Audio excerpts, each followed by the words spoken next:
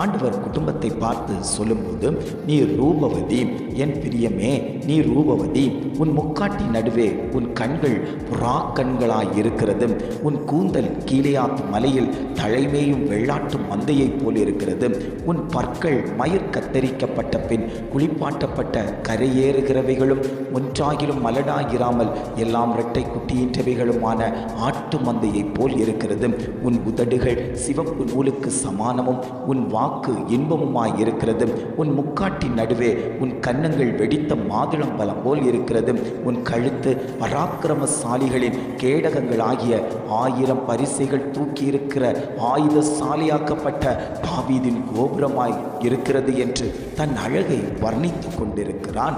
இந்த வேளையில் ஆண்டவர் ஒவ்வொரு குடும்பத்தையும் பார்த்து சொல்லுகிறார், நான் உங்கள் மத்தியில் உலாவிக் கொண்டிருக்கிறேன்.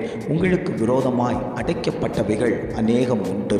நன்மைகள் கொடுத்து அந்த நன்மைகளை சுதந்திரிக்க விடாதபடிக்கு அநேக காரியங்கள் உங்கள் குடும்பத்தில் அடைபட்டு கிடக்கிறது அல்லவோ? இதை நான் ஏன் பெற்றுக்கொள்ள முடியவில்லை? இதை என் வாழ்க்கையில் ஏன் சுதந்திரிக்க முடியவில்லை? என் முன்னோர்கள் சபதரித்தவைகளை எல்லாம் இப்பொழுது வீணாய் போய்கொண்டிருக்கிறது. சத்துருவானவன் கரத்தில் எடுத்து வைத்து ஆட்டி படைத்து கொண்டிருக்கிறானே, இதற்கு ஒரு மாற்றமே இல்லையா என்று அநேக தேவனை நோக்கி முறையிட்டுக் கொண்டிருக்கிறீர்கள் அல்லவோ?